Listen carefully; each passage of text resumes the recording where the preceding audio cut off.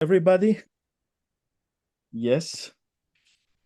And I'm very happy to be here with you and to introduce you Professor Alessandro Lenci from the University of Pisa. And he's an expert of computational linguistics. I know him since we were basically students. Yeah, he's a very good old friend of mine.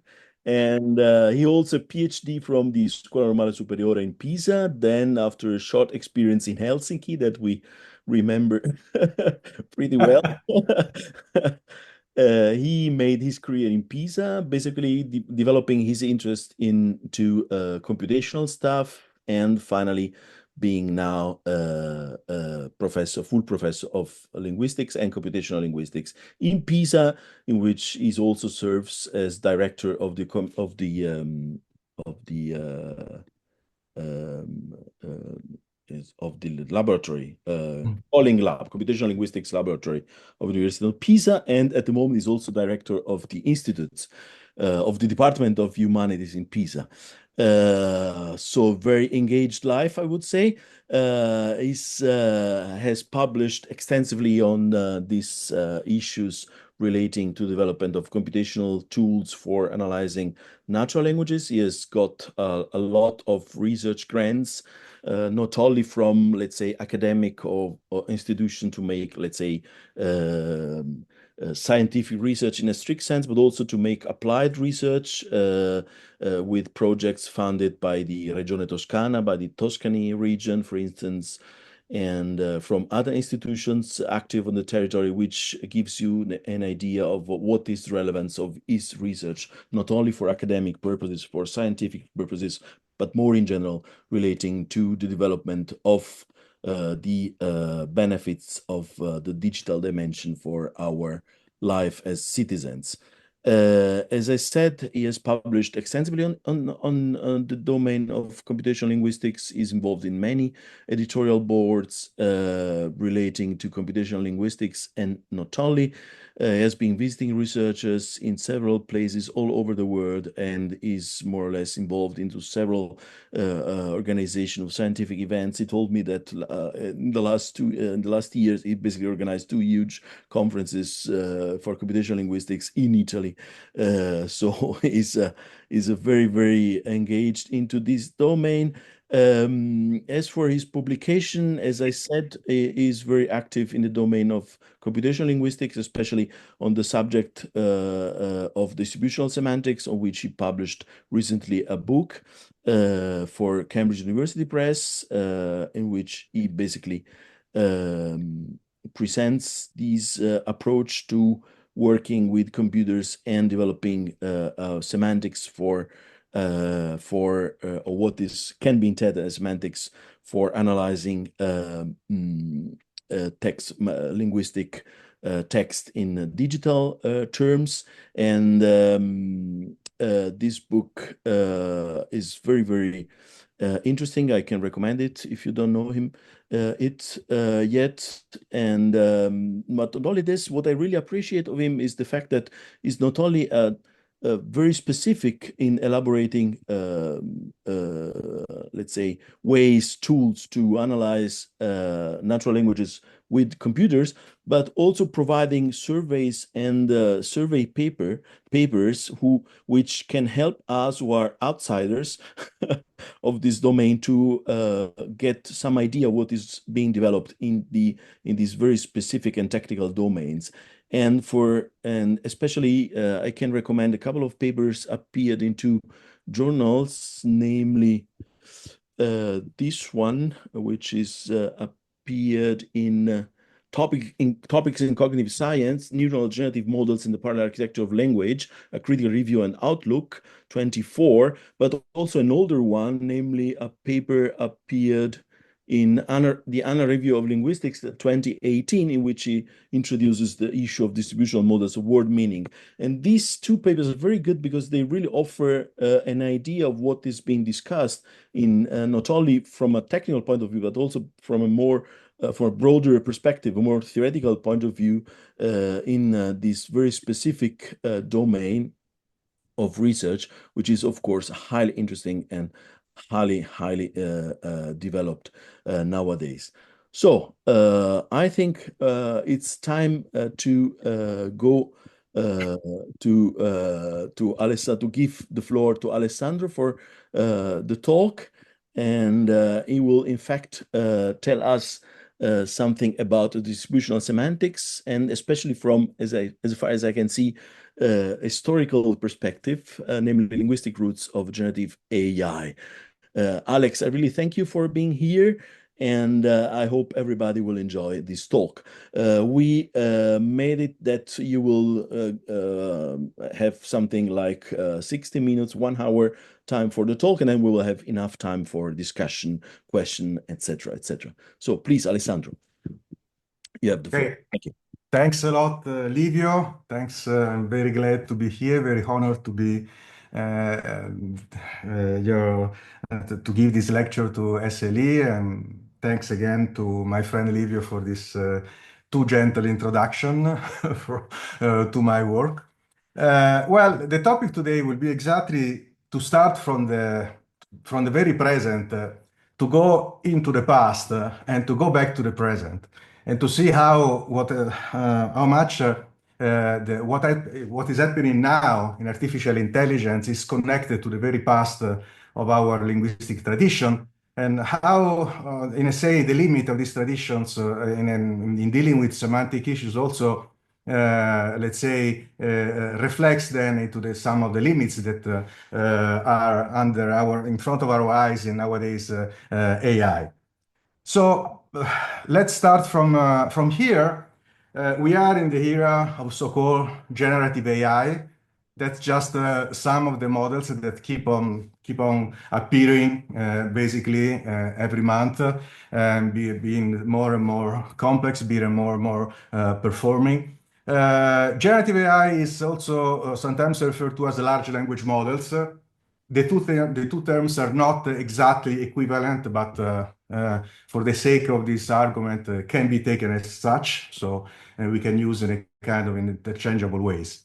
And we know that these models are the big star nowadays. Okay, nobody in AI, computational linguistics, in linguistics as well, are avoiding the use of these models. I mean, even people doing Greek linguistics or trying to apply computational linguistics to Greek and Latin are training language models for Greek and Latin. I have a student that have been trying to adopt it in order to make an automatic translation of hieroglyphs and so on. So you see, everybody's using this kind of tools.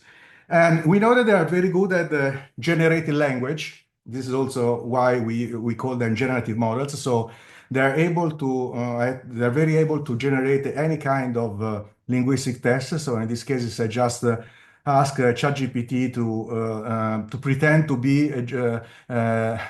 to be a lawyer that has to make a letter in order to for a cause. They're also very good at generating images. You know that this is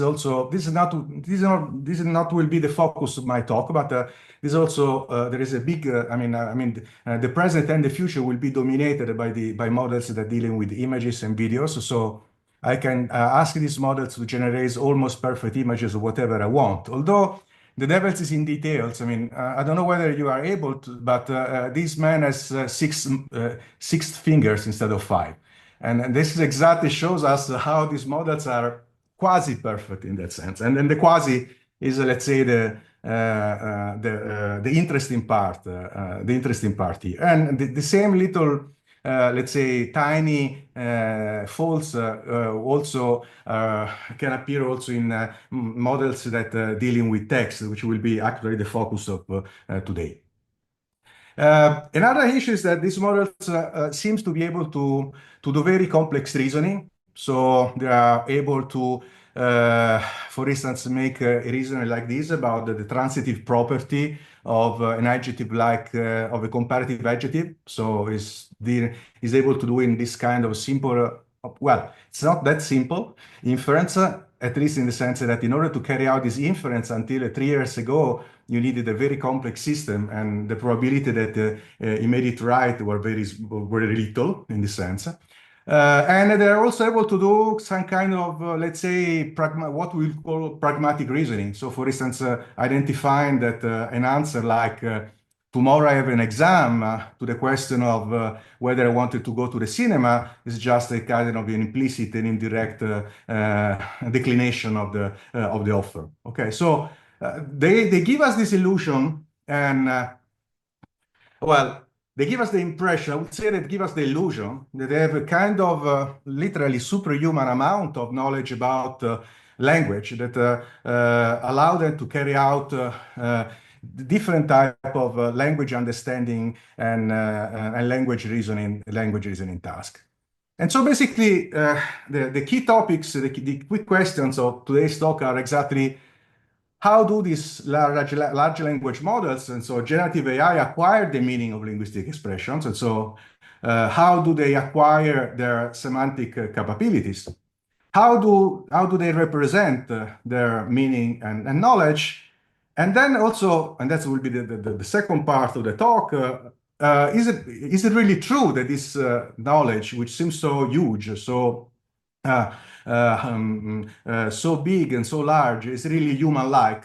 So, or is there still a substantial difference between the semantic competence of this knowledge and the human one? Okay, so that's basically, and in order to answer to these questions, we will, as I told you, we will go back to the past, because that's also the reason, the rationale behind my title, because we often forget what is behind and what is the history that brought up to these models.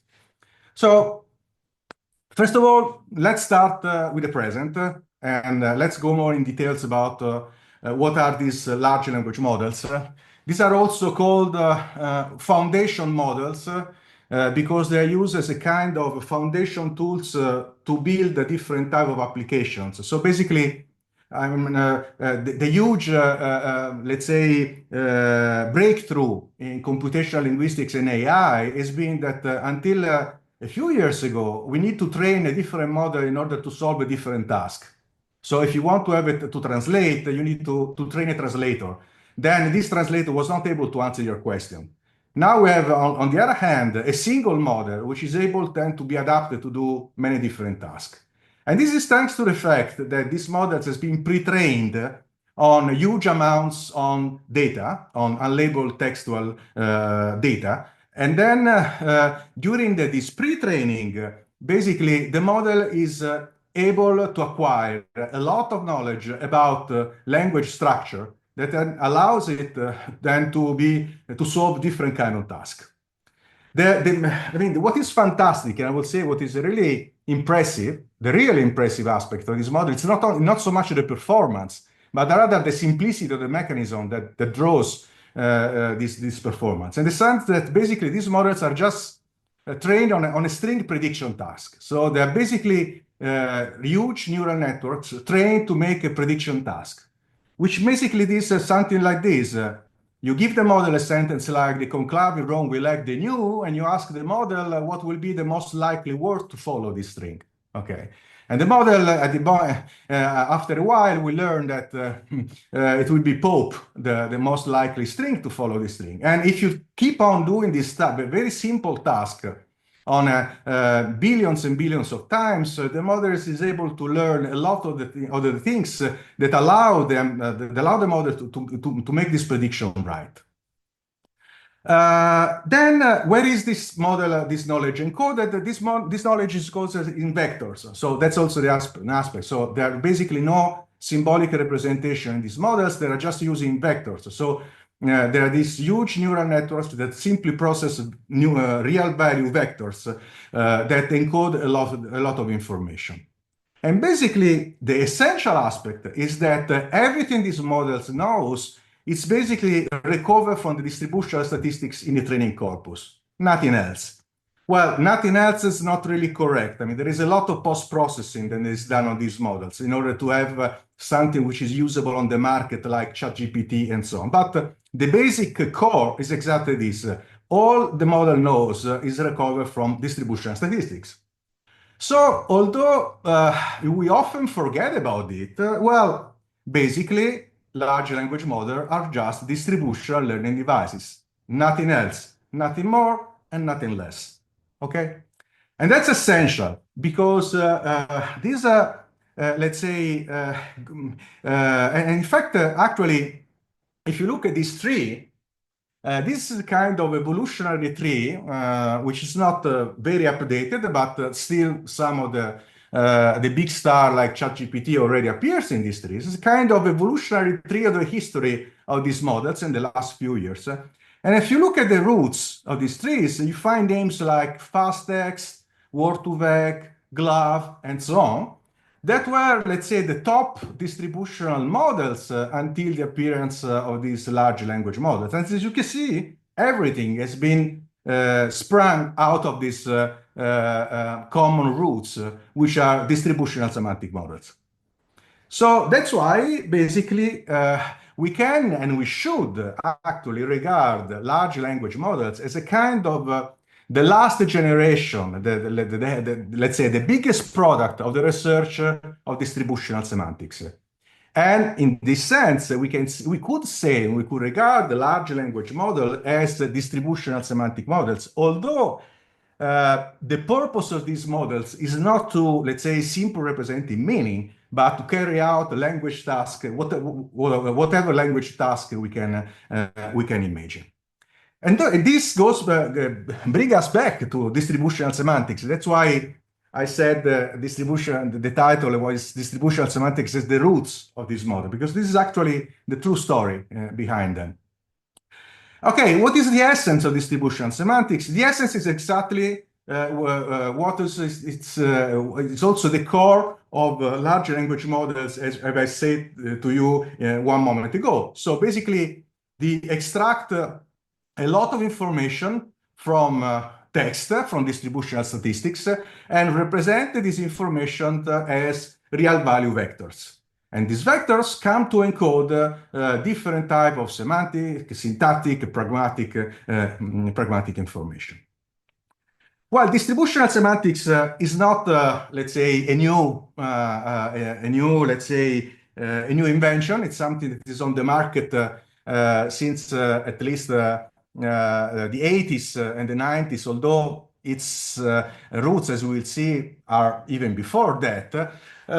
And this basically distributional semantics is a general theory of meaning that try to model the linguistic properties and the semantic properties of linguistic expressions in terms of their statistical distribution in linguistic context. That's it, okay? And then the question is how much of meaning, as we will see, can actually be recovered from distributional statistics, and to what extent this meaning is really an approximation to let's say, human semantic knowledge. At the core of distributional semantics lies what is usually called the distributional hypothesis. Okay, nobody has explicitly formulated it until recently, but it's, as we will see, it's basically hidden behind different type of pioneers, different type of let's say, precursors of this approach. It's basically the idea that lexemes that have similar distributional properties also end up having similar meanings. And so the idea is that we can exploit the distributional properties, so that the way lexemes occur in text co-occur together in order to understand aspects of their meaning. So if we want to see in a nutshell what is it, distributional semantics, it's basically starting from this, a corpus, and looking at the way words co-occur with other words in a corpus like this, extractions of the distribution, so of numbers that record the type, the amount of times a certain item co-occurs with in a certain context, for instance, with other words, and representing this information as a vector. Okay, and the distributional representation is just an n-dimensional vector whose components just record the co-occurrences with other linguistic contexts. And once you have represented words with the numerical vectors, you have also geometrical representation of these words, because vectors are just let's say, representation of points in n-dimensional spaces. And so in these cases, you can, in a simple way, also measure how similar and how close one word to the other. And so, for instance, understanding that words like dog and cat are closer together in the semantic space because tend to occur with the run and eat, while van and car tend to occur with the verb to like drive, which doesn't occur with dog and eat, and so on. And so you can apply some mathematical formula that allow us to measure the distance between words in this space, and one of these is the so-called cosine, and therefore deriving a kind of let's say representation of the distances or the closeness or the nearness of the different words in space. Okay, and so for instance, these numbers just tell you that in the semantic space, in the toy semantic space that we have seen before, a word like dog is closer to cat than to then, for instance, to van and so on, where the maximum number is one, of course, because one means the two words are exactly the same, and the closer to one means the higher the similarity. Basically, distributional semantics, it's it. That's it. Okay, so how to build vectors that represent distributional information and then play with these vectors in order to identify some semantic properties. For instance, the fact that two words are similar one to the other. Okay. Although what we have seen is very, let's say, it's so toy-like and it's so tiny, the essence is exact in the core is also the same thing that we find in the largest models in a way. Okay, if we go back at the pioneers of this approach, we see that distributional semantics really lies in the linguistic distributionalism. In this paper in 1954, Zillig-Harris didn't explicitly mention the distributional hypothesis, but was actually saying that for him, the only way in which linguistics should look at meaning it should be in a distributional sense, because only by looking at the distributional environment, namely the context in which words appear, we can have an idea of the similarities or the difference between these words. Okay. Of course, at the time of Harris, that was just a theoretical approach, but there was no way in order to turn this into an empirical and testable framework. But it's interesting that Zillig-Harris approach also attracted the attention by computer scientists. This is actually perhaps the first quotation of the name distributional semantics, which appeared in Language in 1962 in a paper authored by Paul Garvin, who was an expert on machine translation at the time. But that actually, and the title of the paper is, let's say, interesting, is Computer Participation in Linguistic Research. So how computer could be useful for linguistic research. And actually, Paul Garvin was actually saying, look, I mean, the linguists are really doing, and by the linguist he meant the distributionalists like, and structuralists like Zillig-Harris are doing something interesting, are thinking that by looking at the environment of the words, you can identify semantic properties. Well, we can use computers in order to do this for us. So if you have computers in order to process quite a good number of contexts, we can identify and group the words that are semantically similar and so on. Of course, the distributional semantics is not only rooted in American structuralism. Now, if you're more interested in these details, with Magnus Salgren in that book that Livio was referring, we have a whole chapter at the beginning exactly on the, let's say, the history of distributional semantics and the epistemological foundations. Although these things are not of interest usually for computational people, but for us as linguists, we're very interested to delve into this aspect of the story. And it's not only distributionalism and structuralism, the origin of distributional semantics. There is, of course, also the work by John Firth on collocations and on which again is rooted in the Wittgensteinian, later Wittgenstein approach of the idea of language use as the only. It's what we could call now a usage-based approach to meaning. Okay, in a more contemporary term, we will term like that. But interestingly, distributional semantics, a distributional approach was not only considered to be a way for a linguist to study meaning, like Firth or Harris were trying to use these models, but also what was also considered something as happening in our mind. So something that had a kind of cognitive importance. And this exactly is the position of George Miller, that really, as can see in this quotation, affirms that basically when we are exposed to language, the co-occurrences that we observe in language leave a trace in our mind. And actually, this trace is actually is what Miller calls the contextual representation. So it's basically we form, by hearing, listening to words in language, we form a representation of their typical context that then it's used in order, for instance, to estimate how similar the words and so on.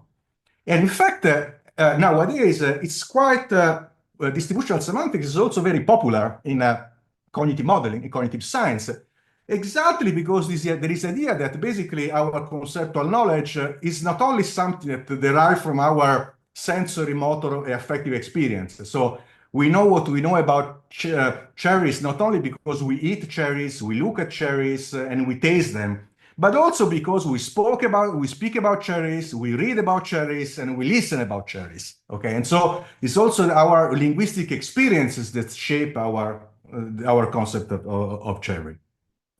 And in fact, there is this idea that basically it's what Guy Dove, which is a philosopher and cognitive scientist, called representational pluralism. So the idea that basically linguistic information comes together with the embodied one in shaping the conceptual representation. And there are actually areas like abstract terms, for instance, that basically for which linguistic experience is more salient, of course, than embodied experience. And there are, as we know, a lot of terms that we might come to know, we may come to learn only via language without any direct experience or the reference. That's why, for instance, psychologists also talk about the so-called propagation of grounding. Namely, of course, we have for many basic words, many basic items, we have a direct experience with the reference. This means that they are grounded in sensory motor experiences. But then we can use our linguistic occurrences in order to project this grounding also to terms for which we don't have any direct experience. Okay, we can immediately see that well, although we don't know perhaps what a jabberwock is, we can imagine that jabberwock is a big monster by looking at the way this term is used with other words in the language. And also, this relationship between the linguistic distribution and sensory motor embodied recognition has been also the topic of a lot of research in psychology. And exactly because there is the idea that a lot of information that we usually infer from the senses, like, for instance, spatial relations, colors, and so on, visual information in general, can also derive from language only. And that's why. Well, because language code information which is embodied, in the sense that since language has been adapted to talk about our experience in the world, there is a lot of sensory motor information that's simply encoded from language, and this is the reason why we can use language in order to recover information even when this information is missing from our senses. So this is the so-called redundancy hypothesis or symbol interdependence hypothesis that Max Lowers put out some years ago. And more recently, in a very interesting paper, Guy Dove talks about what he calls linguistic embodiment hypothesis. So basically, the idea that actually, you know, that one cornerstone of embodiment is the fact that basically when we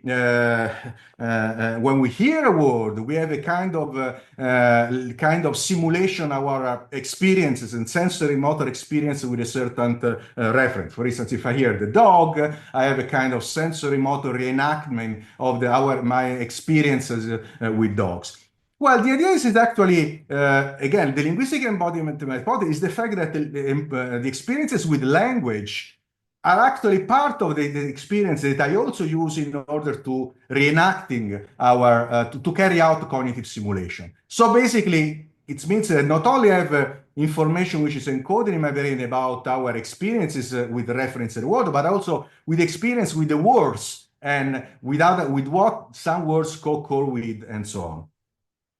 This is the reason why I think it's better to distinguish between the two approaches or two ways to look at distributional semantics. So on the one hand, what I call the weak distributional hypothesis is just distributional semantics can simply be regarded as a method for semantic analysis. Okay, we look at how words are used in corpora, in text, we see their similarity in context distribution, and we use them to study their semantic properties. That's exactly, in a way, what Harris itself had in mind.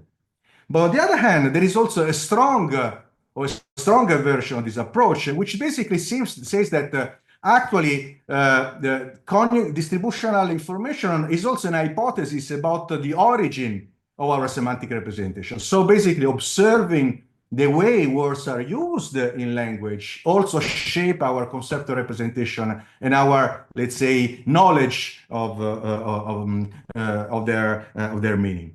That's why if we have a very powerful distributional learning device, we may be astonished by their semantic abilities that they are able to acquire from language only, because it's indeed possible to acquire a lot of information only via distributional learning. Of course, the interesting question is it possible until when or until where? Or what is the type of the information we can extract? So that's why, in a way, let's say distributional semantics, and that's also the reason why I like this type of approach to meaning, is the fact that it's really a kind of crossroad of disciplines, right? So it's something that it's of interest of linguists, but also to cognitive scientists, and it's also at the basis, as we've seen, of generative AI and computational linguistics.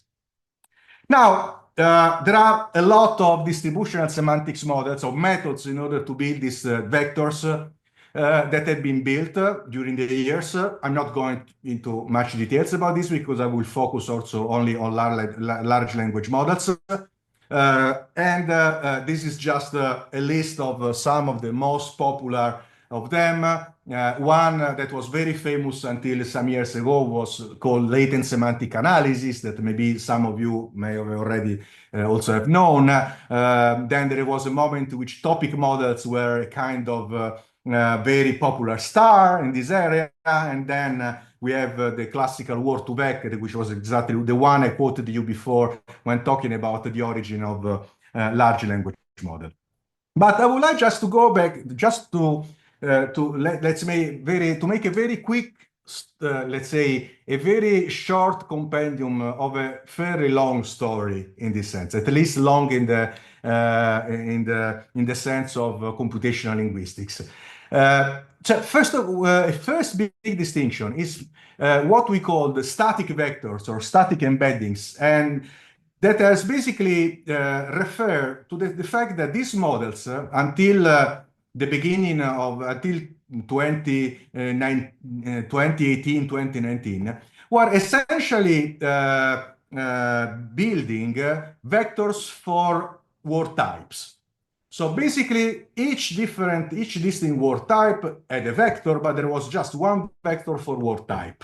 Okay, and basically, then there were two different approaches to build these type vectors.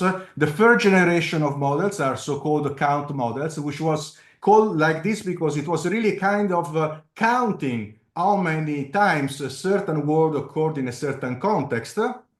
And which were then superseded by second generation of very small neural networks, which were trained, which were learning these vectors by being trained to predict the context in a kind of way which was similar to the one we have seen before. In fact, these kind of predictive models are just the, let's say, the roots from which the large language model have been derived. And then the big change, the real big change, the real big breakthrough in all this is when contextual embeddings have appeared.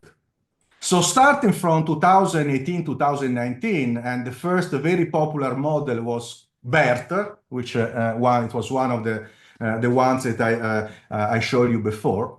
What changed? What happened in this moment? It happened that we started using very large neural networks, very big neural net, deep in the sense that we contained a lot of thousands or hundreds of thousands of layers, very big networks. But the big difference was that these vectors were able to learn now embeddings, namely vectors, not for word type, but for word token. This means that this time we didn't have a single vector for a word type, but we have a distinct vector for each word token in context. So basically, we're able to do one simple thing, word sense disambiguation. We're able to understand and keep track of the different meaning of words in context. Okay?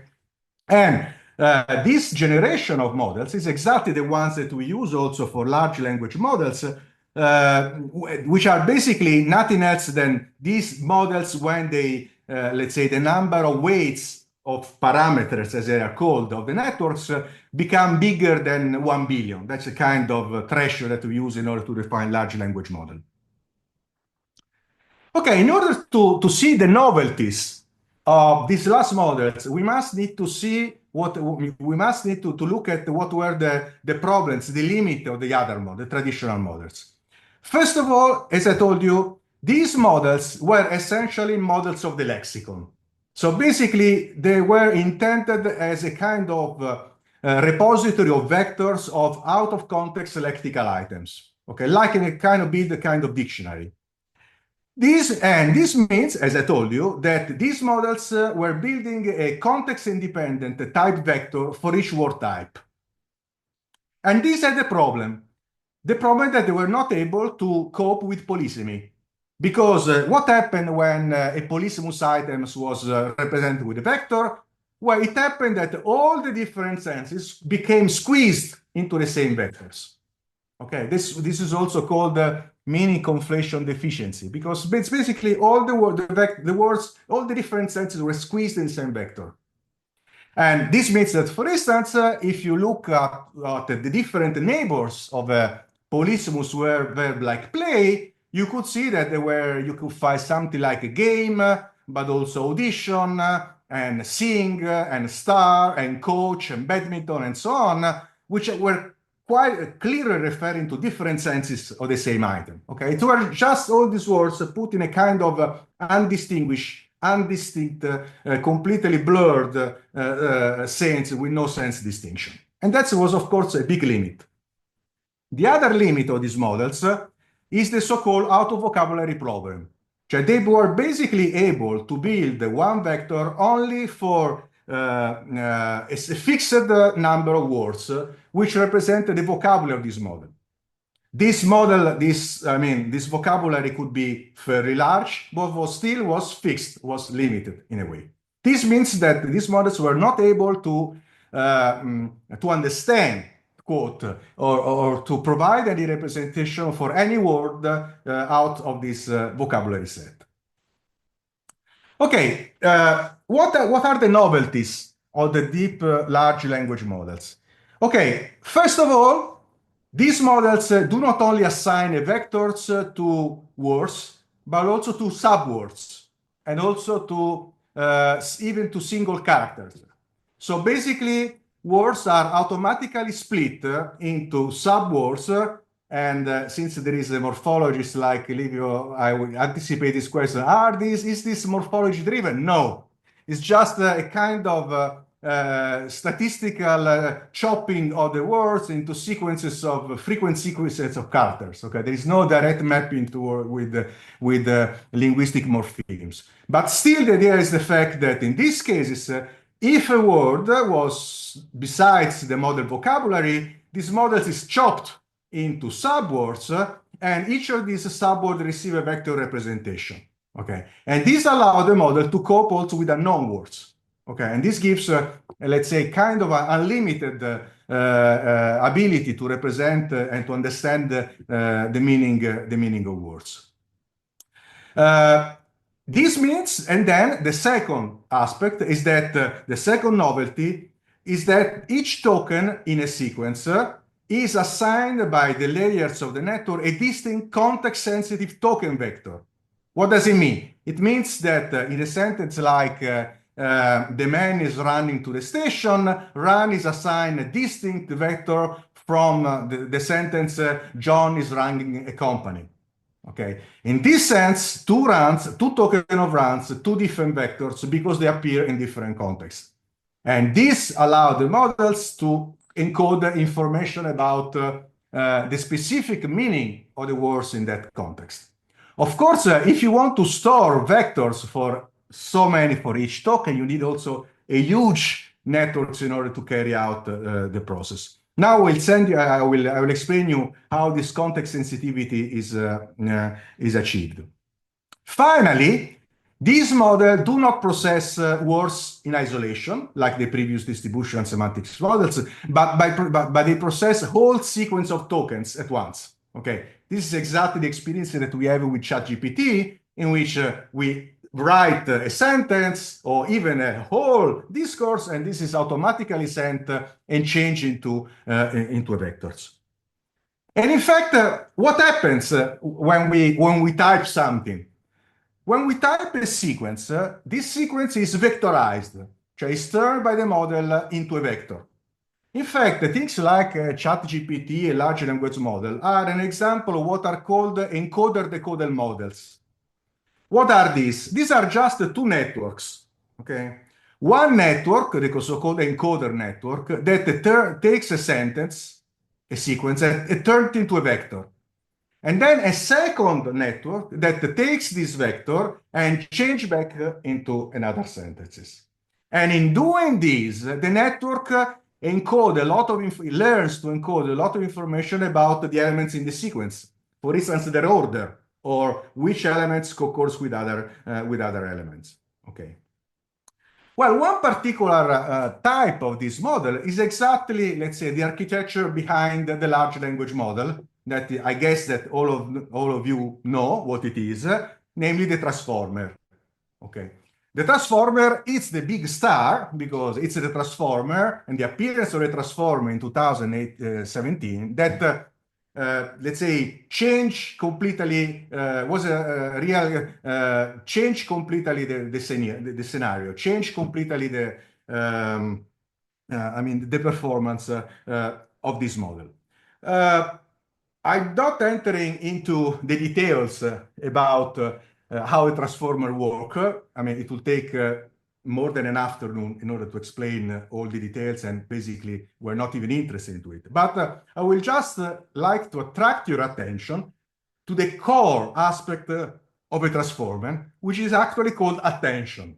Okay, in fact, you can see the name of the paper in which was presented, attention is all you need. What is the idea? The idea is that the network is presented with a sequence of elements. And the network and each element in the sequence is represented as a vector. Okay, but it's actually represented with a combination of the information of the other elements. So imagine that each vector representing this word is actually combined with the vectors of the other words in the same sentence. And that's make the sentence, the word, this representation intrinsically context sensitive. Why? Because of course, for instance, the word statement here will have, since it results into the combination of the vectors of the other words nearby, will be completely different from the word statement appearing in other sentences. Okay, that's the reason why John runs to the station. Run is different from John is running the company. Because this run, the vector, the representation of this vector are combine different type of information. But there is an important aspect, attention. What does it mean, attention? Is that the contribution of the vectors of the other elements is not equal. Some elements are more important than others. This means that the network must learn to pay attention to certain elements more than others. Just to make an example, take this sentence here. The company is issuing a statement as it is bankrupt. In order to, let's say, resolve the reference, the anaphora here, the network must learn that the important word is company. Okay. In other terms, the network learns by different type of iteration that actually in order to process it, the combination, the information coming from company must have a higher weight than the information coming from the other words. Okay, so basically attention allows to do two things. First of all, make the representation of each word context sensitive, namely a combination of the information of the other words in the context. Okay, this means that there is no more, I mean, all the words are influenced by each other in the same context. But the second aspect of the information is that this influence is relative. It depends on the linguistic constraints that can make some elements more important than others.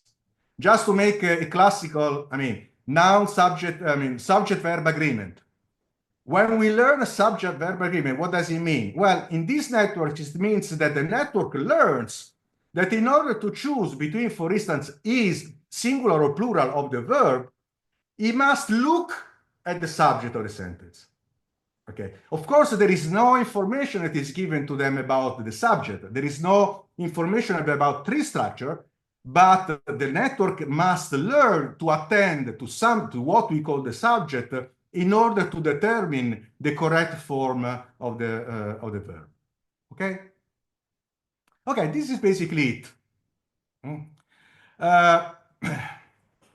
Well, it's it, but it makes an effort. And of course, there is a consequence that has made at the end these models I mean, doing actually something different. Okay, so we have seen that, okay, these models are a kind of the last element of a long chain of research coming from distributional semantics models. So they are distributional learning devices, but it's true that they also do something different. And okay, first of all, they are much, much larger. So, and here size matters, as we know.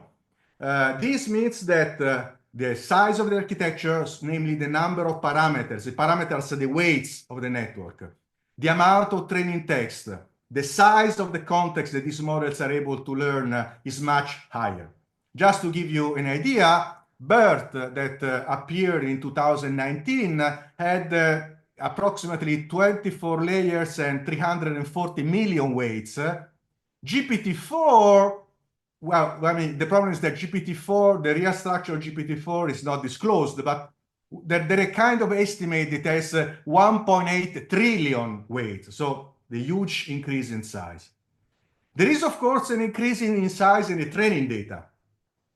Just to make you an example, I mean, it has been estimated that the linguistic input received to train ChatGPT equal approximately 36,000 person years of linguistic input. Okay, so it's a huge amount of training data that we use. And also, if you think about this, the context size, the context is the number of tokens that these models are able to process simultaneously is keep on increasing. GPT-4 has a context of 128,000 tokens. Google Gemini is about 1 million tokens. So this means that these models are able to address simultaneously and to vectorize simultaneously 1 million tokens. Another research that I'm involved in these days, and I have also a PRIM project for this, is called to learn the so-called baby language model. namely language models that are much smaller in size, in training data, and so on.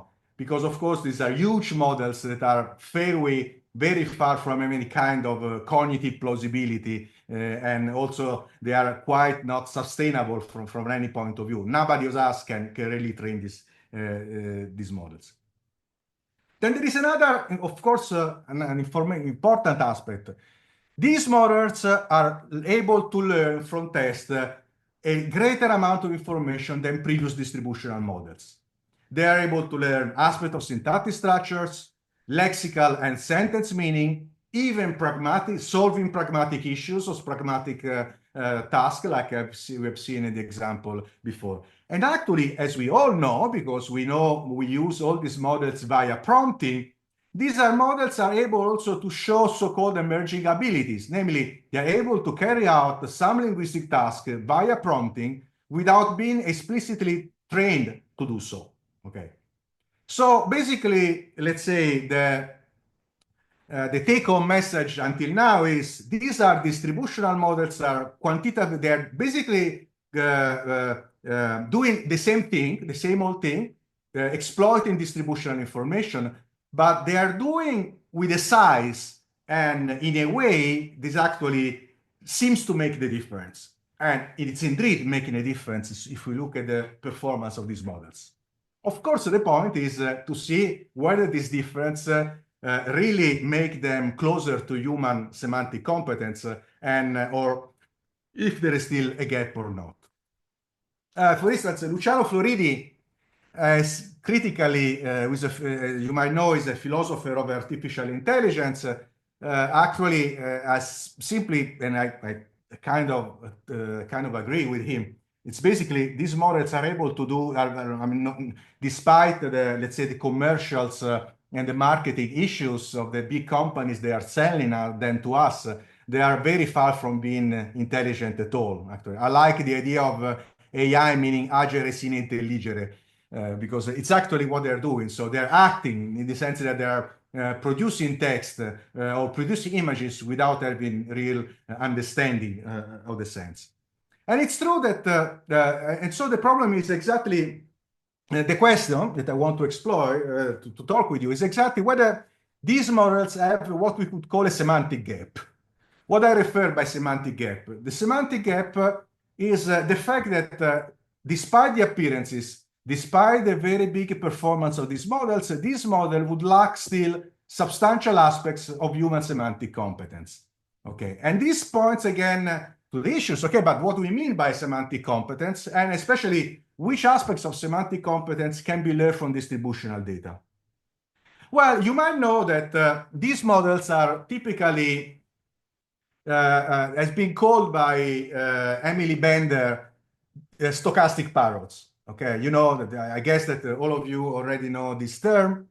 It's basically typically these models, the typical, let's say, charge to these models, the typical, they're typically the typical problem that that is referred to is that this model could not be a real model of human semantic understanding because it would lack grounding, referential grounding. Okay. And so this is nothing else than a different edition of the so-called symbol grounding problem. Namely, well, that's this is a picture deriving from a paper by Emily Bender and Kohler, in which they have, there is this idea of an intelligent octopus that is able to let's say, to spy and to the conversation of two agents, A and B, they keep on changing symbols. And this octopus is so that is able to learn how the symbols combines, but still, I mean, it will not be able to do anything in the world with the symbol combination. And you can recognize this as nothing else than the classical Chinese room argument by John Searle that was already on in the 80s, well before the emergence of deep learning large language models, in which simply means, well, by simply carrying out statistical symbol manipulation, you don't get any kind of real meaning, because meaning means being able to do something in the world with this language, not only combining symbols in a statistical fashion. But we know that semantic competence is not only being able to refer, is not only being able to go into the word. I've always been fond of this distinction that an Italian philosopher of language from Turin, Diego Marconi, carried out some years ago when he distinguished between two types of semantic competence, what he called inferential semantic competence and referential semantic competence. Well, if we start from the latter, referential competence is the ability to map lexical items onto the word. Namely, well, I don't know, I mean, this means that my reference competence of a aardvark will be being able to do in the word and do, oh, that's an aardvark. Okay, I may not know anything about aardvarks, but I would have been able to refer to aardvarks in the word. But it can happen also the contrary aspects, so what we call the inferential competence. Inferential competence is the ability to connect concepts with other concepts, to carry out inferences, to relate words with other words. For instance, I may know that an aardvark has legs without having never known an aardvark. Okay, I may have read about aardvarks. For instance, I could read a Wikipedia entry about aardvarks without a photo of aardvarks and learn a lot of things about aardvarks without, and in that case, I would be able to acquire inferential competence about aardvarks. I could be able to reason about aardvarks, but without having a kind of referential information. This means that basically one could imagine to have inferential competence, to acquire inferential competence, and to be a perfect semantic device, even lacking the ability of being out in the world. And this is, in fact, a common argument that some, let's say, more optimists claim about the large language model. Namely, they say, well, okay, large language model only acquired information from text. Okay, so of course, they don't acquire referential competence, but what are able to acquire from text is what they call the conceptual role of the word. So basically, the position of a word in a certain theory of concepts, in a certain structured relations of items. You could imagine a kind of semantic network, okay, in which you find, you understand the meaning of a word by locating it into a certain position, in a certain semantic networks.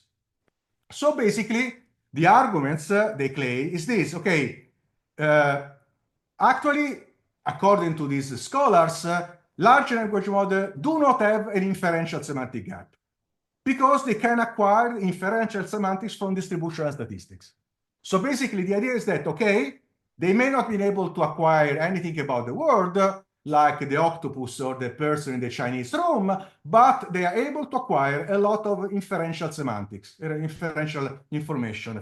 And actually, since we know, remember the simple interdependency hypothesis, since we know that there is a relationship between language and the word, actually these models would also be able to acquire some referential competence in the word, exactly because language is a kind of, according to them, mapping onto the word. Okay, there's a kind of isomorphism between the language and the word.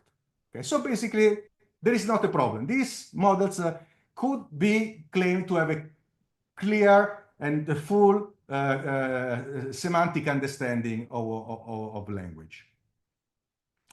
On the other hand, and that is the position I actually favor, that the things is not that easy.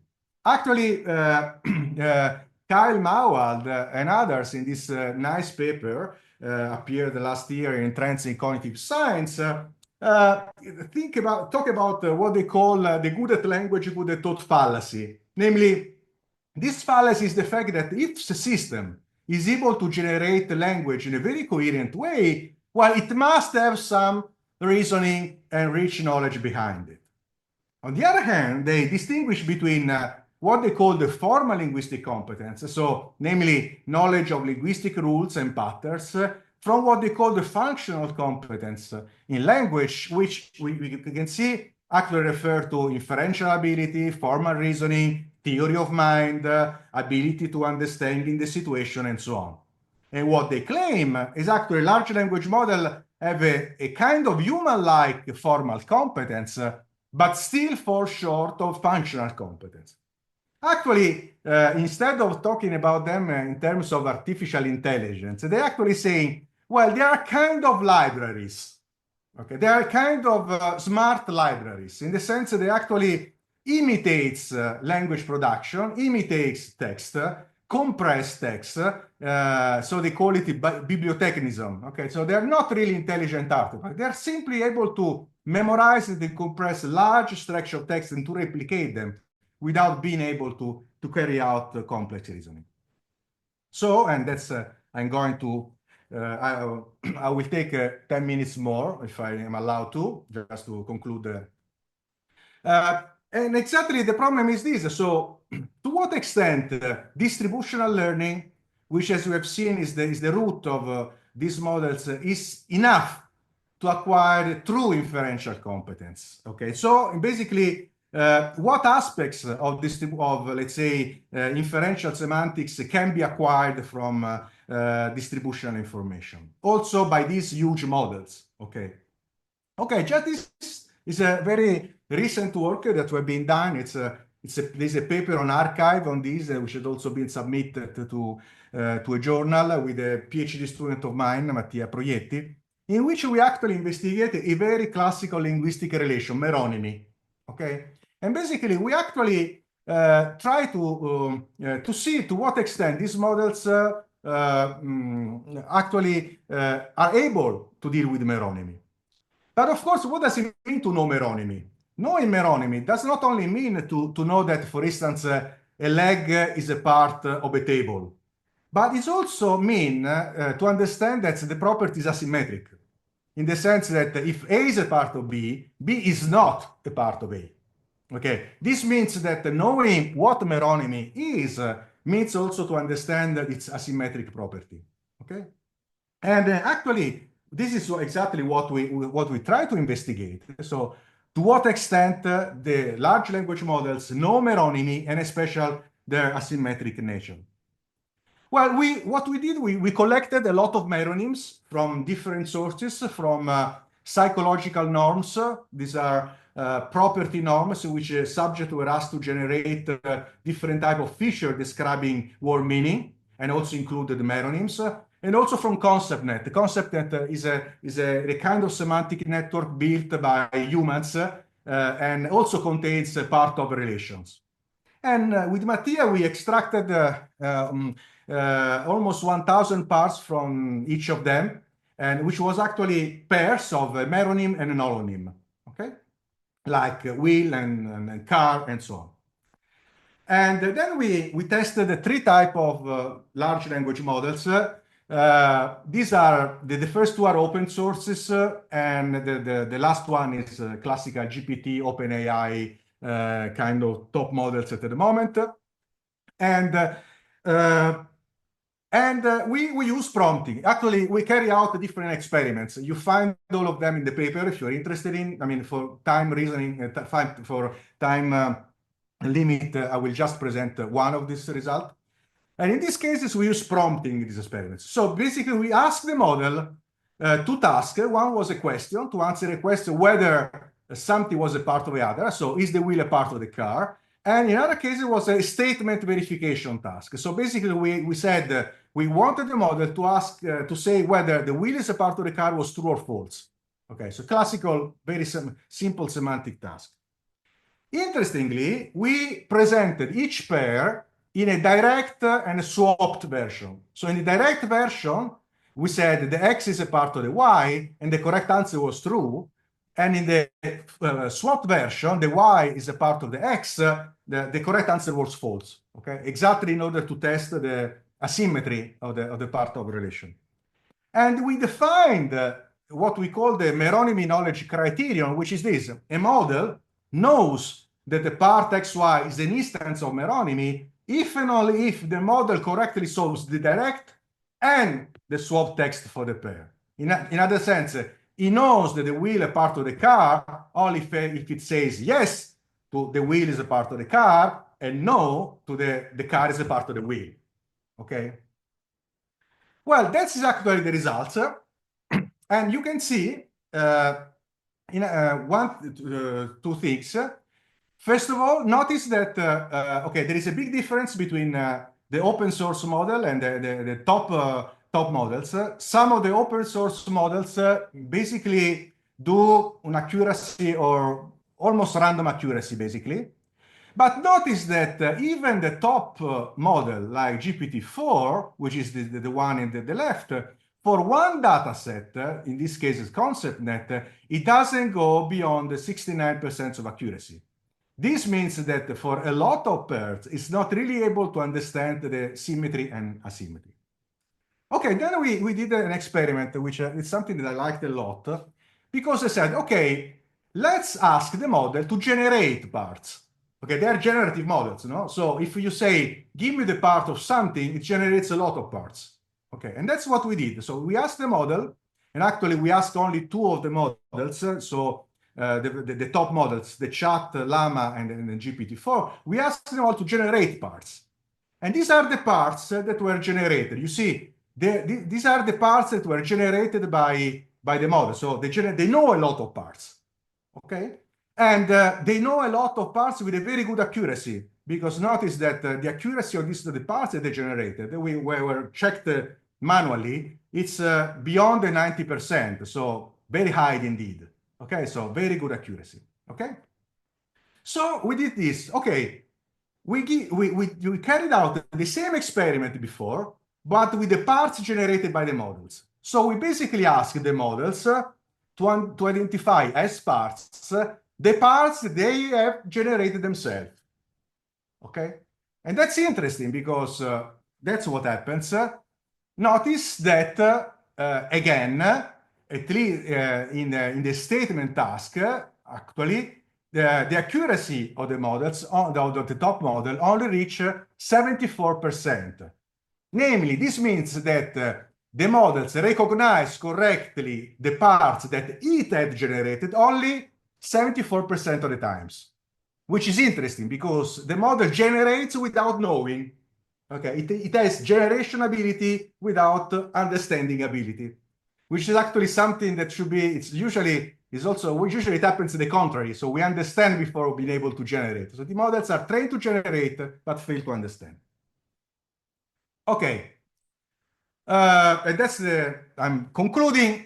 So that's the point that also you could see in that paper, also in the other experiments we carried out. The problem is that these models do not seem to acquire a fully general and abstract notion of meronymy. You see, what we can say that,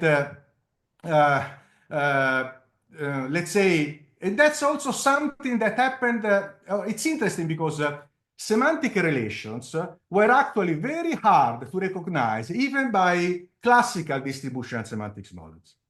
The new models have improved, but also because they are trained on so many data that, of course, we'd expect an improvement. But still, the idea is that these models generate a semantic space that it's really not structured like a theory. It's not structured like a truly inferential space. It's more like an association space. And that's also the difference with the human conceptual space. So we can say that this is the space generated by the model, and these are the space that it's more similar to the human ones, okay? In which you can see here, it's just a great amounts of associations that these models learn, and they learn a lot of highly sophisticated associations, but still they're not able to distinguish the different functional role that these elements, different inferential role that these elements have in the space. So for instance, again, they know that the wheel is a part of the car, but they're not able to have a more sophisticated semantics about this type of relation. Conclusion. So we have seen that there is a really, I'm not overflowing, no, because you did a long introduction, so I'm taking some of it, some part. Okay, so after all, we have started from a magic. Okay, so these models are a kind of new kind of magician, but basically this magic is just a magic of distributional learning, nothing more, nothing less.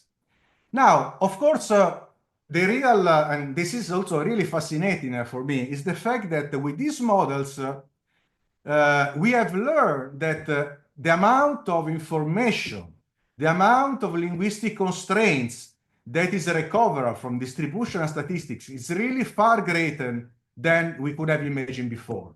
That's important. Okay. You might know that there is a lot of, there is this paper that appeared on Linguistic Buzz by Stephen Piantadosi, where it said, well, these models are actually a kind of falsification of Chomsky's poverty stimulus argument.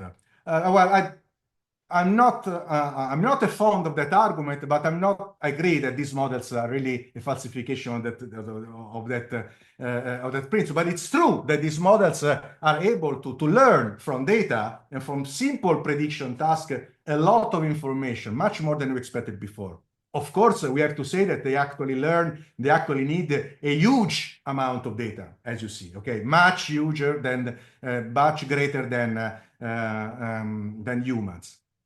It's also true that humans also behave like stochastic parrots, in the sense that we also often understand language by using very shallow surface cues, okay? So it can be that even if I say to Livio, are you coming to cinema today with me? And Livio gently says to me, well, I have a paper to finish tomorrow. I can also understand this is a kind of declination, not because I do very complex, let's say, inferential pattern of theory of mind, recursive reading, but simply because of some conventional pattern that has been kind of ritualized in social behavior. Okay, so I'm just exploiting very surface cues like this model. But this is also that in some cases but these are semantic competencies not limited to this. That's the problem. So while this model only exploit distributional shortcuts, for us, distributional shortcuts are important, but are not the only device to carry out a semantic task. So basically, the idea, at least for me, is that these models inherit the limit of distributional semantics, in the sense that basically distributional semantics, contrary to what some scholars claim, do not learn theories from the text. They learn associations.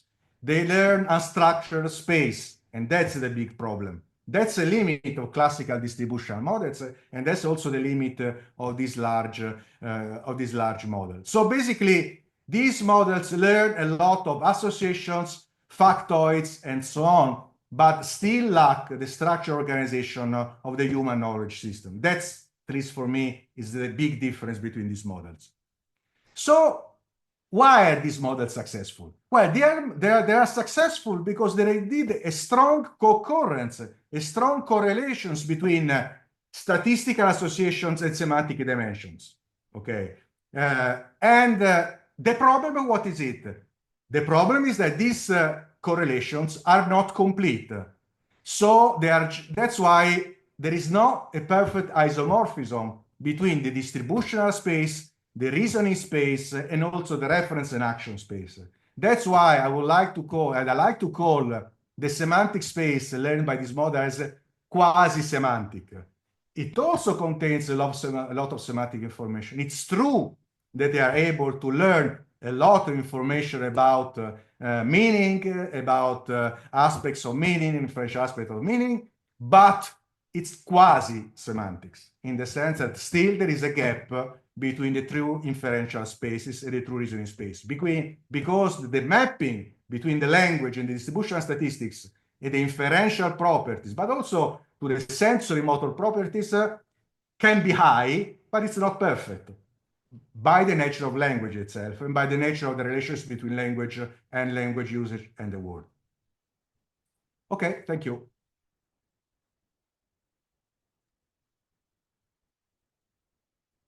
Well, thank you. Really, really.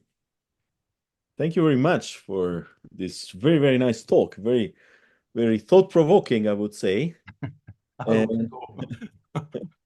And also, I mean, sense is provoking, I would say, because you involve not only thinking, but a lot of other experiences. So, questions or remarks, paper is open for discussion. If you have, I hope I haven't killed you.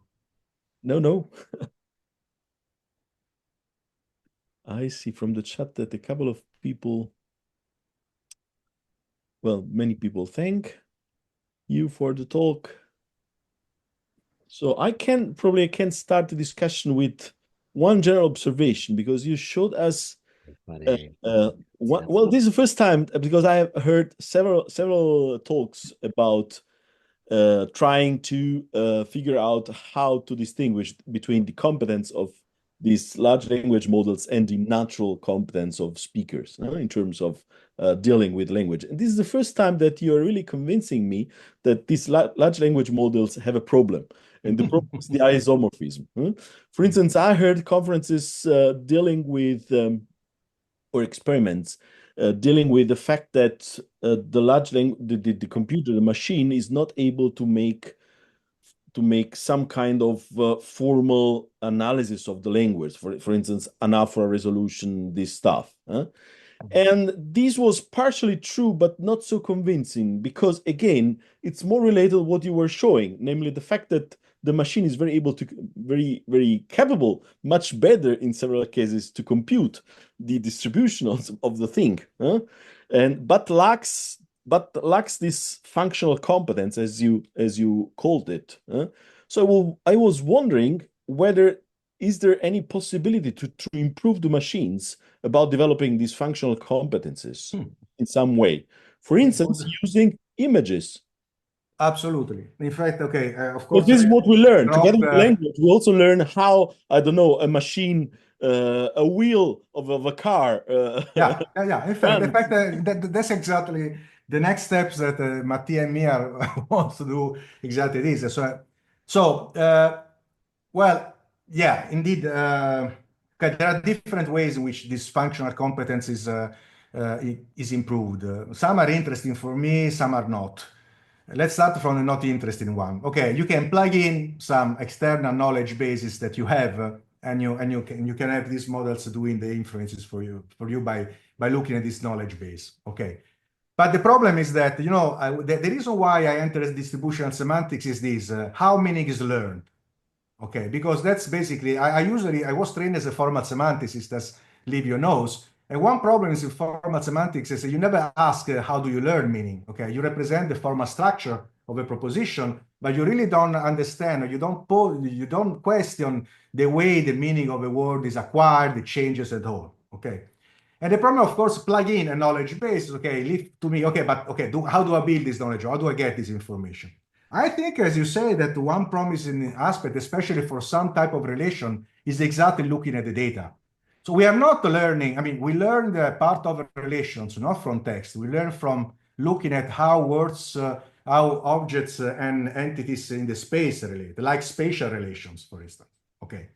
And that's also one thing that indeed can be used. But this also means, that also goes back to what we are doing with this kind of baby language models.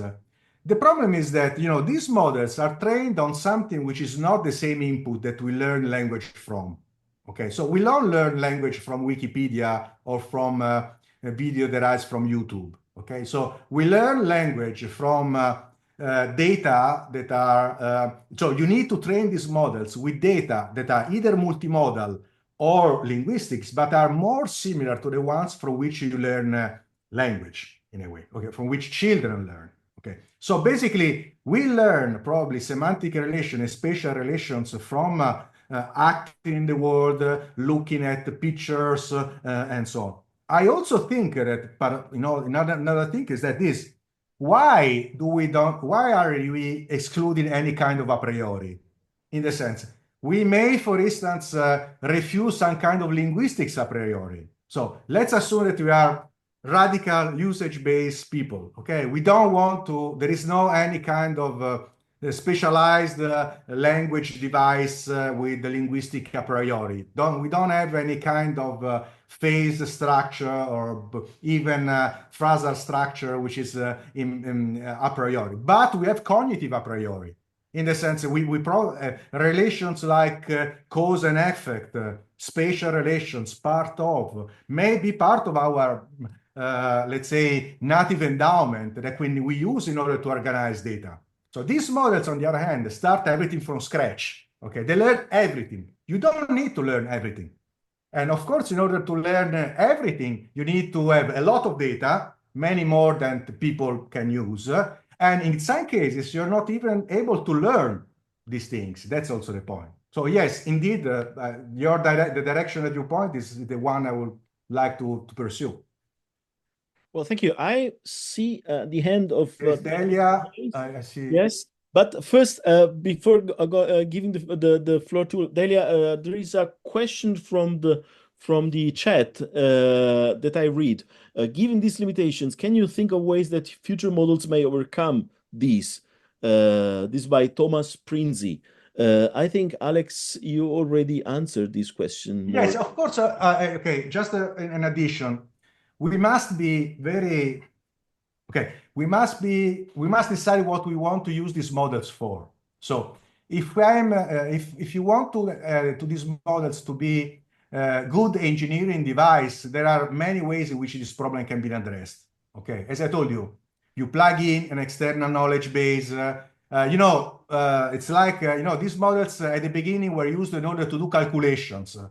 So people discovered that these were very good in doing 2 plus 2, maybe, but if you gave very infrequent numbers, they were just not able to do anything because they were not learning mathematics. Okay, and also what they do, okay, they plug in an external calculator, but that's not the interesting aspect. Okay, for us as linguists, the question is what kind of structure this model. So is this distributional statistics enough to learn certain aspects? For me, not. So there must be some other data type, as Livio was suggesting, probably some kind of a priori structure that you use to organize the data, and that's another way to explore, and so on.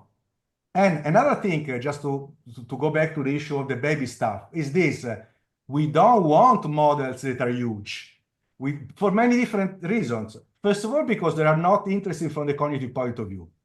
Secondly, because we don't want 7 big companies to run all of them and be as dependent from the big companies. And third, because we don't want our AI to ruin the planet by exploiting too much energy, because that's the reason. Okay, that's also, I mean, we don't want a nuclear power plant to be necessary in order to run our models. Okay, so the future will be to, I mean, reduce the size of this model and so on. But I guess that that's the way where linguists, I think, should be useful, because that's, I mean, in order to reduce the size of this model, you need to go back to the human and say, okay, but how are these human learning? How does human learning occur?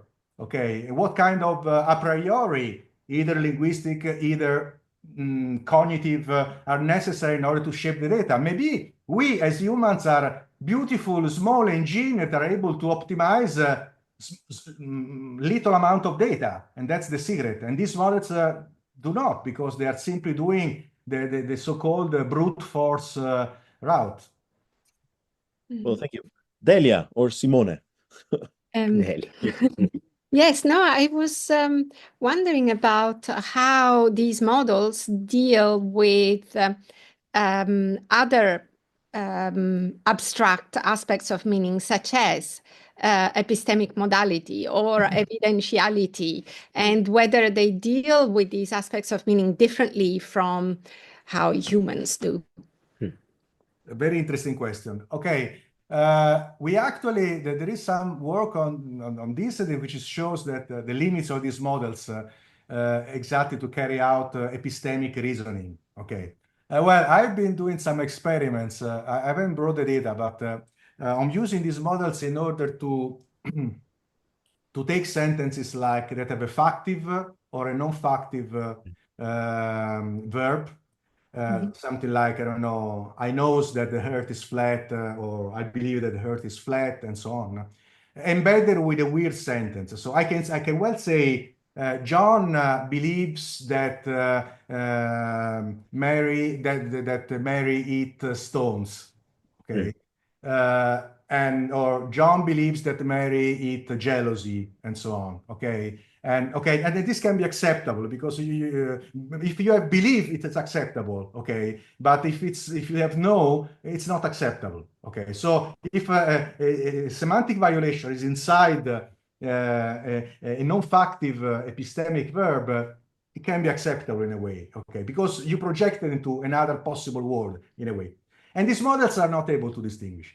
Oh, wow. And that's interesting because they are really not, because they lack probably what? The propositional structure. They lack the recursive structure of the proposition. So if I say something, Alessandro believes that Livio knows that the earth is flat. These models are not able to take into account this recursive structure, which is not only a syntactic structure, but it's also a semantic embedded structure. And that's a real limit they have, which also means, that's another point, that probably we should reintroduce some kind of propositional structure in their meaning representation. One problem of vectors is that all the information is spread and distributed among the dimensions. Okay, so there is really no propositional structure in the vectors. Okay, there are some attempts to recover it, but you see that there is not. And in some cases, and so probably there is some level in which, again, propositional representation and symbolic representation should be encoded by this model. And I think that the kind of let's say cases you're mentioning, like propositional attitudes, counterfactual statement, and so on. Well, one thing that we have been, for instance, these models are quite bad still at distinguish between causal relations and temporal relations. That's a paper that has been just completed and submitted to a conference. So basically, if you take, we took sentences, pairs of sentences. Some of them were simply one before the other, and other were really the cause before the effect. And these models are at differences. I confound a lot of temporal ones as causal.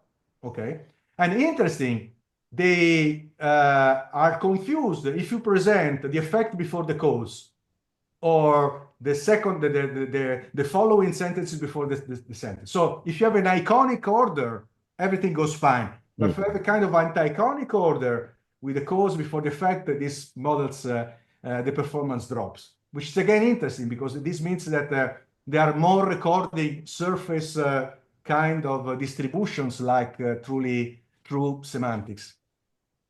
Thank you.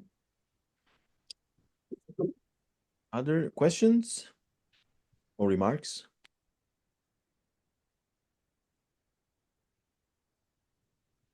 Well, because I mean, you're of course, as a scientist, one problem is to see when the machine fails. Of course, this is the big point. But on the other, I have a question by Maria. Maria Napoli, go ahead. Grazie. Ciao, Maria. Thanks. Ciao, Alessandro. Very interesting talk. Thank you so much. I know anything about this topic, but I was very interested in what you said. And as related to Delia's question, have you tested the capability of these machines, of these models, to recognize rhetorical questions? So coming to another aspect, which is quite similar, so the pragmatic ability of recognizing rhetorical questions. Since I'm dealing with them, I'm very interested. No, absolutely. Okay, yes. Okay, the rhetorical questions. Well, we have tested also rhetorical. Yes, also rhetorical question, because we are part of indirect speech X. Yes. So I would say that it is also part of the test. Yes, we did. And again, the point is not whether these models are able to solve the question, but if they are sensible or sensitive to the difference in the belief states of the participants. Just to make you an example, if I take something like even a rhetorical question, can be non-rhetorical, depending on the context or the belief that I assume you have, and you assume that I have, okay? So you can always design a scenario in which the belief states of the participants make a certain rhetorical interpretation or literal interpretation likely, okay? Okay, the interesting fact is that these models are pretty answer the same depending on whether there is a context or another. So basically, what does it mean? This means that these models tend to understand the rhetorical questions if the rhetorical questions is a kind of prototypical, very frequent, highly conventionalized pattern. Okay, like in the way in which you have something like, "Could you pass me the salt?" Okay, "Could you pass me the salt?" is a classical indirect speech X. But you can also have a literal interpretation, because if I leave you broke his arm and I told him, "Well, could you pass me the soul for instance?" I could be literally interested in whether it's the ability to pass the salt or not. Well, it's a very rare interpretation, but the context can make it more likely. Okay, these models are not really good at this, in the sense that these models, again, exploit surface highly conventionalized cues that give the impression that they are very good pragmatic reasoners, but they are not. Because being a pragmatic reasoner, in some cases, I mean, as I told you, in some cases, shallow cues are enough. Okay, so in some cases, we are stochastic parrots. Okay, I want to be quick, I want to be to save time, to save effort, and exploit all the surface cues I have in order to address a task. But in some cases, a deeper reasoning about what Maria believes, I believe, is important. And in these cases, these models are not good at them. Exactly because they don't have, I mean, they don't build a situation model. I mean, I have a model of what Maria can think right now because of what I know, what he knows, I know what is her taste, I know what is profession and so on. They don't have this kind of information. They don't build this type of information. I mean, they simply produce the most likely answer to the prompt that you put. That's it. So that's the simple story. All the rest is marketing. Okay, thank you. I have a Thank you. from the chat. Namely, Ivana Bogdanovic is asking, how would coherency be defined from a distributional semantic point of view? It's a good Don't know. In the sense coherency, don't know. In the sense coherency, in this text coherence, well, they're able to produce a highly coherent text, but simply because they imitate, they mimic, they learn, they compress so much text that they are very good at producing highly coherent text. As I told you, I mean, I asked them to produce a text of a lawyer for a cause, and the text is completely coherent. And I guess that all of us are using these models in order to refine our English or I don't know, rewrite aspects. exams, writes papers and essays. Exactly. I mean, we all do this because these are the things that, and they're doing very well at the coherence, but because they are mimicking the very large set of coherence. Think about, when you take these models, one parameters that make these models more performing is the context size. The context size means what? That they are able to treat in parallel thousands and thousands and thousands of words. And of course, they also copy the coherence which is there. Because I mean, we don't expect, for instance, that the first chapter of War and Peace is coherent with the 10th chapter, okay? We expect that a certain sentence is coherent with some following sentence with a certain range. And basically, the context range that this model are able to cope with is larger than the one that we usually assume to be relevant to define coherence. So they are by definition coherent in a way, because they see so much context, so large a context that it's not a problem for them. Thank you. I hope the answer was clear to Ivana. Other questions?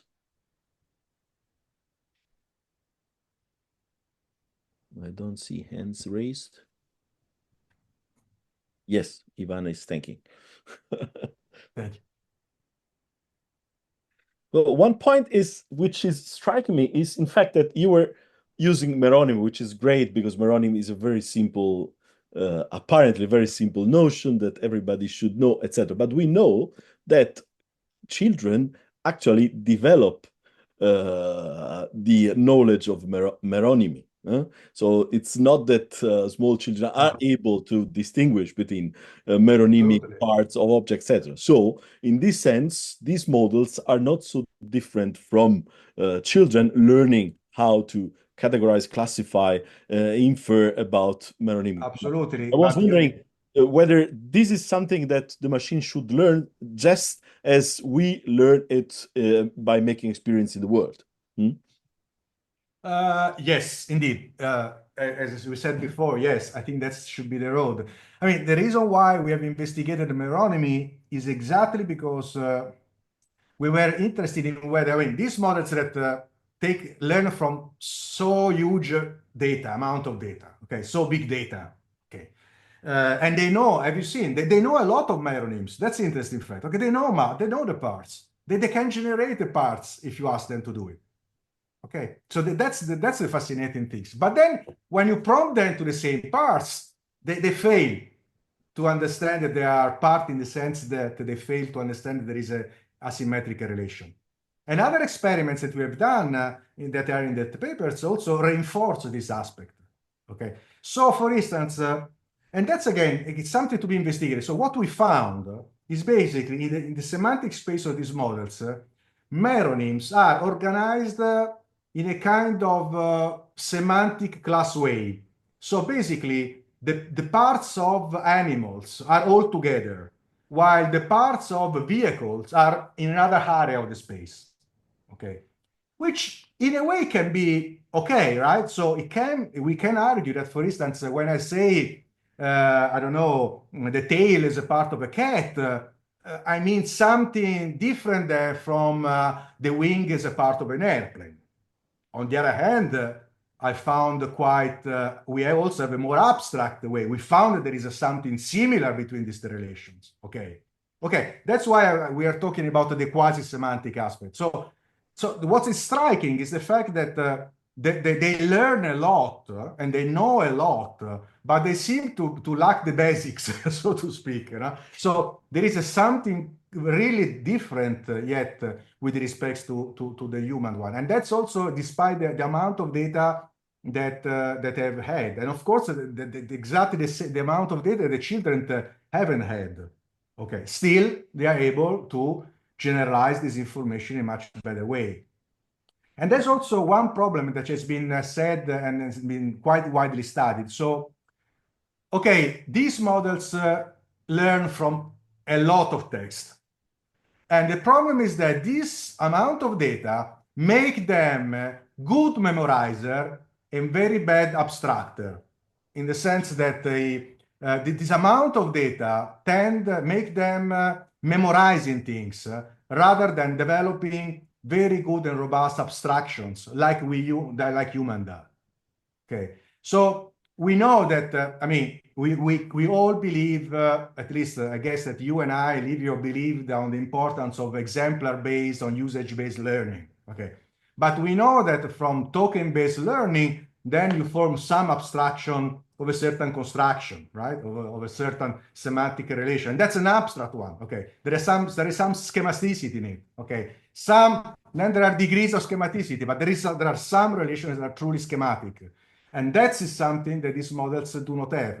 And I think that we have a part of a relation that it's really schematic relation. It's X and Y. And then, of course, you combine, but it's X and Y. And these models do not have X and Y. Have a vehicle and parts of a vehicle. Have animals and parts of animals, which is, I mean, the devil is in the difference, right? It's in the details. And that's the small details that makes a big difference, according to me.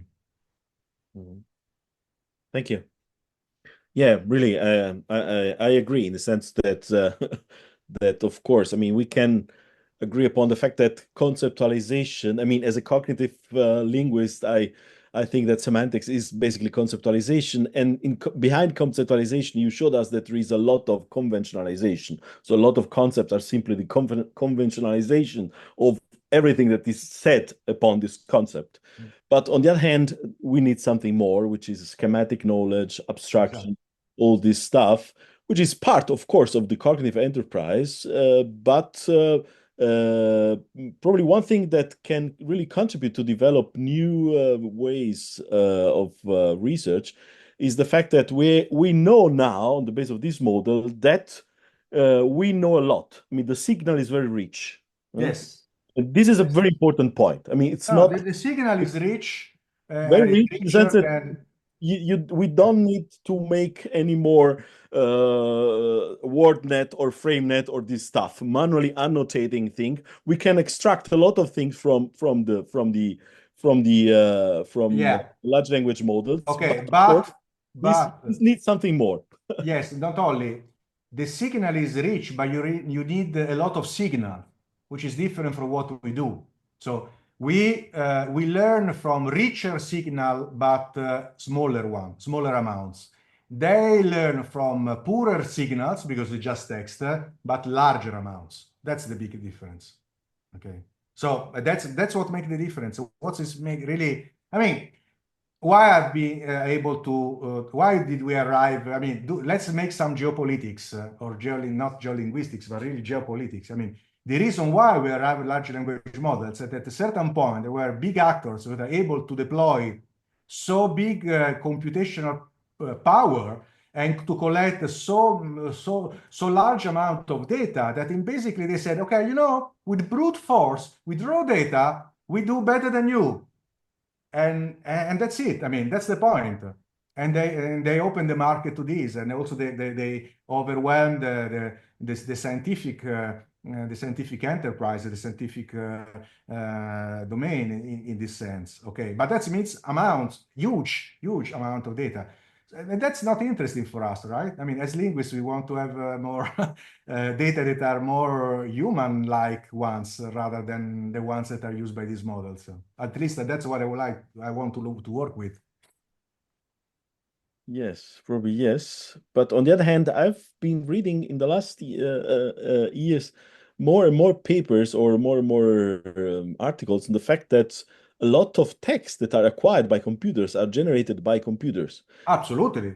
And That's also these the texts problem. and the computers then help us making our papers or our The translations so-called, better. And these are that's very interesting. beneficial. That's an interesting phenomenon, which is the so-called autophagy of models.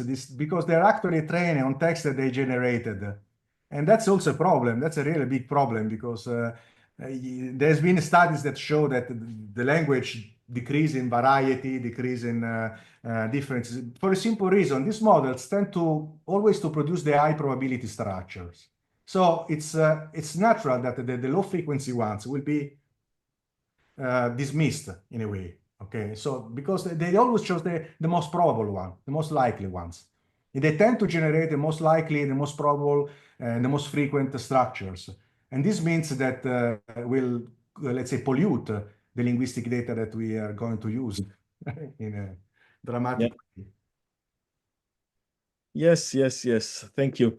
But on the other hand, of course, we know that these models are very good with English and a few other languages. So there are plenty of languages for which this model will never be able to give any reasonable results. What do you think? Yeah, but there are interesting experiments to make transfers from other languages. And again, of course, the problem is that what we do with languages with low resource data, in which you are not able to train so big models, that's also an interesting aspect. That's why we need more economical and more parsimonious models, right? Because we cannot afford to have so many data. So yeah.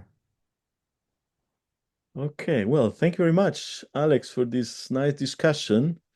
Thanks to you, Abel. It was really nice. Yeah, I don't see any question or remark more in the chat. If there are no other points or observations, I think we can thank again our speaker for this great for this great talk. And as we said at the beginning, the talk is recorded and will be uploaded in the next few days on the YouTube channel of the SLE, so everybody can have access to it. Probably Maria will send an email to all members of the SLE in order to remind them that this talk can be accessed and watched on the YouTube channel. Thank you very much, Alex. Thanks again for the invitation. It was really nice. It was really a pleasure to have this discussion, and we hope to meet soon somewhere in the world. Okay. In the